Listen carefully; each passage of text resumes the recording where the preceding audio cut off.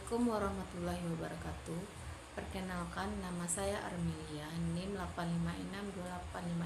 856285679. Baiklah, saya akan mengasimulasikan pembelajaran kelas rangka model 221 pada muatan pembelajaran kelas 4 Bahasa Indonesia dan muatan pembelajaran kelas 5 IPA.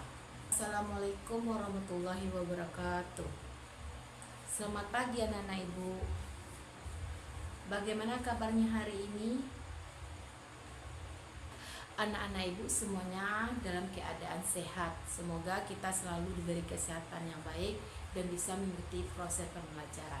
Baiklah, sebelum kita mulai pembelajaran, kepada anak-anak ibu, kita terlebih dahulu baca doa. Kepada ketua kelas dipersilakan untuk memimpin doa. Alhamdulillah, dengan kita berdoa semoga pembelajaran kita hari ini berjalan dengan lancar tanpa ada halangan. Amin. Amin ya robbal alamin. Oke, anak-anak ibu pasti bingung ya, kenapa kelas 4 dan kelas 5 digabungkan? Iya, karena guru kelas 5 berhalangan hadir. Jadi ibu menggabungkan anak-anak ibu kelas 4 dan kelas 5. Jadi anak-anak ibu tolong ikuti pembelajaran dengan tertib dan amannya. Baiklah, anak-anak ibu, sebelum ibu memulai pembelajaran, ibu mau nanya anak kelas 4, adakah temannya yang tidak hadir? Alhamdulillah semuanya hadir. Kalau anak ibu kelas 5, bagaimana? Apakah ada yang tidak hadir? Alhamdulillah semuanya hadir ya. Alhamdulillah ya. Apakah anak-anak ibu semuanya sudah sarapan pagi? Alhamdulillah semuanya sarapan. Jadi anak-anak ibu usahakanlah sebelum kita berangkat ke sekolah sarapan pagi terlebih dahulu. Paling tidak kita minum susu atau makan roti. Oke anak-anak ibu, sebelum kita memulai pembelajaran, tolong diperhatikan dulu kursinya apakah sudah rapi, dan apabila ada sampah tolong dibuang ke tong sampah. Oke anak-anak ibu. Anak-anak ibu, untuk kelas 4 hari ini anak ibu belajar apa? Iya, kalian hari ini belajar bahasa Indonesia. Kalau anak ibu kelas 5? Iya, kalian belajar IPA.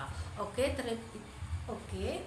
Sebelum itu ibu memulai terlebih dahulu untuk anak ibu kelas 4. Kemarin kita terakhir kali belajar tentang apa bahasa Indonesianya? Iya, bagus. Kita telah belajar tentang kalimat perintah. Untuk hari ini kita akan belajar tentang gagasan pokok dan gagasan pendukung.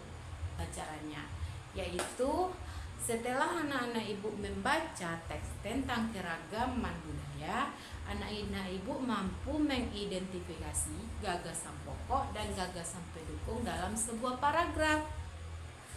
Jadi sebelum kita memulai apa itu gagasan pokok, apa itu gagasan pendukung, kepada anak-anak ibu tolong baca buku temanya terlebih dahulu. Oke, ibu lanjut kelas 5. Hari ini anak kelas 5 belajar IPA. Anak ibu sekarang belajar tentang organ gerak hewan dan manusia. Adapun tujuan pembelajarnya adalah dengan mengamati gambar atau melihat sebuah percakapan, anak-anak ibu dapat menyebutkan apa itu alat gerak dan apa yang digunakan alat gerak oleh hewan dan manusia secara benar. Oke, sebelum itu anak-anak ibu tolong perhatikan di buku temanya tentang percakapan alat gerak hewan dan manusia. Oke, ibu lanjut lagi untuk anak kelas ini. Dari yang telah ibu suruh kalian membaca tentang sebuah paragraf tadi, apa yang bisa anak ibu ambil dari yang kalian baca tadi? Apa itu gagasan pokok dan apa itu gagasan pendukung? Siapa yang bisa menjawabnya terlebih dahulu sebelum ibu menjelaskan? Iya, silakan. Bagus, tepuk tangan untuk anak ibu. Benar. Siapa lagi? Apakah masih ada? Oke. Benar. Gagasan pokok itu adalah ide utama di dalam sebuah paragraf. Biasanya gagasan pokok ini memuat suatu kalimat utama Di setiap paragraf cuma memiliki satu gagasan pokok atau satu kalimat utama. Di dalam gagasan pokok pasti ada gagas pendukung atau gagas penjelas. Gagasan pendukung atau gagasan penjelas itu adalah uraian atau tambahan dari gagasan pokok. Benar ya? Jadi setiap paragraf itu cuma memiliki satu gagasan pokok. Ada berapa cerita di dalam satu paragraf? Misalnya dalam satu paragraf ada empat paragraf dalam satu cerita. Jadi semuanya memiliki 4 gagasan pokok. Oke. Ibu lanjut lagi untuk anak ibu kelas 5. Apa itu alat gerak? Apa saja jenis-jenis alat gerak pada hewan dan manusia yang digunakan pada manusia dan hewan yang ada di dalam percakapan tersebut? Iya, alat gerak manusia dan hewan terdiri atas 2. Alat gerak pasif dan alat gerak aktif. Kalau pasif itu meliputi tulang, karena tulang tidak dapat bergerak dengan sendiri. Pasti ada bantuan dari alat gerak aktif, yaitu otot. Karena otot itu memiliki senyawa kimia yang membuat kita bisa bergerak. Sistem gerak itu ada kerjasamanya di antara gerak aktif dengan gerak pasif. Oke, setelah itu apa saja fungsi gerak pada manusia dan hewan? Terus fungsi gerak pada manusia dan hewan itu contohnya untuk berjalan, untuk berlari, untuk memanjat, dan untuk berenang, menggenggam, menoleh, dan lain-lain. Masih banyak lagi fungsi alat gerak pada manusia dan hewan. Ibu, dari anak-anak ibu yang baca tadi tentang percakapan atau gambar tadi, percakapan Udin dan Ayah, apa saja contoh hewannya di sana? Iya, bagus. Iya, tentang contoh hewan kelinci. Alat gerak kelinci tersebut, iya, bagus anak ibu, kaki. Jadi kelinci itu bergerak menggunakan kaki. Fungsinya kaki kelinci itu apa? Iya, bagus anak ibu, untuk meloncat, untuk memanjat. Nah, jadi kelinci itu dia memiliki alat gerak seperti kaki. Masih banyak lagi contoh hewan lainnya ya. Oke, ibu lanjut untuk anak ibu kelas 4. Dari penjelasan telah ibu gambarkan atau yang tentang materi yang telah kalian baca, apakah anak ibu ada yang bertanya? Ya, sebelum ibu memasuki, ini ada salah satu paragraf tentang tari Pakarena. Coba anak-anak ibu perhatikan paragraf pertama. Apa gagasan pokoknya? Apa gagasan pendukungnya? Sudah mendapatkan apa gagasan pokoknya? Ya, silakan anak ibu.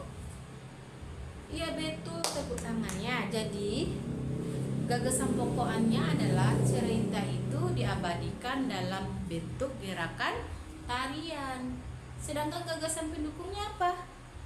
Ya, bagus anak ibu. Gagasan pendukungnya makna gerak tari, seperti tari kipas Pakarena, seperti gerakan berputar searah jam dan melambangkan siklus hidup manusia. Di dalam paragraf tersebut terdapat gagasan pokoknya terhadap kalimat utama. Jadi anak-anak ibu apakah sudah mengerti?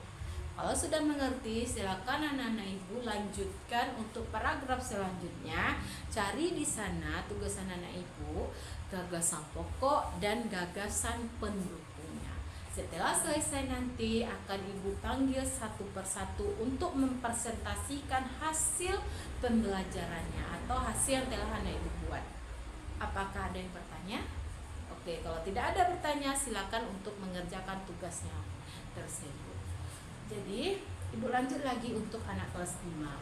Anak-anak ibu kelas 5, kalian tadi kan telah mengerti apa itu alat gerak, jenis-jenis alat geraknya apa saja, dan apa fungsi alat gerak. Sekarang, ibu memberi tugas kepada anak ibu, carilah 5 contoh hewan yang apa saja alat geraknya dan apa fungsi alat geraknya. Tugas 4, apakah sudah siap mengerjakan tugasnya? Kalau sudah siap, silakan dipresentasikan. Oke, siapa yang mau? Oke, silakan ya nak. Bagus. Bagus ya. Untuk anak ibu yang telah mempresentasikan, bagus. Iya, itulah cara menentukan gagasan pokok. Jadi gagasan pokok itu selalu mencakup ide yang ada di dalam sebuah paragraf. Apa idenya? Tentang menceritakan tentang apa dia. Sedangkan gagasan pendukung tadi dia adalah yang menjabarkan tentang gagasan pokok. Betul ya, yang dijabarkan oleh temanya tadi. Tepuk tangan untuk anak ibu ya. Selanjutnya untuk anak ibu kelas 5, siapa yang bisa? Iya, silakan ya. Iya. Dah, jadi setiap anak ibu pasti berbeda kan nama hewannya, karena nama hewan itu banyak. Contohnya ada kambing, ada sapi, ada kucing, ada siput, dan masih banyak lagi. Pasti berbeda-beda penjabaran anak ibu. Dari tema yang telah menjabarkan tadi itu betul, berarti itu adalah anak-anak ibu setelah paham dan memahami materi yang telah ibu ajarkan. Baiklah, untuk anak-anak ibu kelas 4, sebelum ibu menyimpulkan pembelajaran hari ini, apakah anak ibu telah paham tentang materi hari ini? Oke, kalau setelah paham, siapa yang bisa menyimpulkan pembelajaran kita hari ini? Bagus, iya betul. Nah, betul. Jadi kesimpulannya, di dalam setiap paragraf cuma memiliki satu gagasan pokok dan memiliki gagasan pendukung yang penjabaran dari gagasan pokok. Betul ya anak ibu? Ya, untuk anak kelas 5, siapa yang bisa menjabarkan kesimpulan hari pembelajaran kita hari ini? Iya, bagus. Oke, jadi alat gerak atau sistem gerak itu adalah kerjasama antara tulang dengan otot. Jadi tulang dengan otot itu saling bekerja sama. Misalnya, kalau kita tidak memiliki alat gerak pasif, maka tulang kita tidak bisa bergerak. Jadi tulang kita ini bergerak menggunakan otot, betul ya. Jadi fungsinya banyak, seperti berenang, berlari, memanjat, dan masih banyak lagi.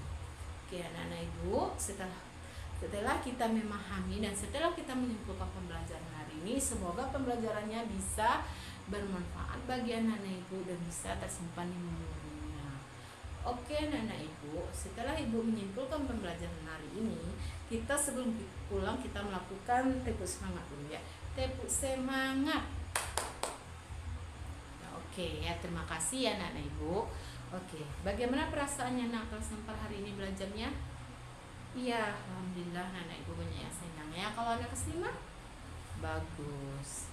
Baiklah, itulah pembelajaran kita hari ini. Semoga besok guru kelas 5 sudah masuk dan kita tidak akan digabungkan lagi ya. Semoga kita berdoa gurunya cepat sehat. Sebelum ibu menutup pembelajaran, ibu mohon maaf apabila ada penyampaian ibu salah. Assalamualaikum warahmatullahi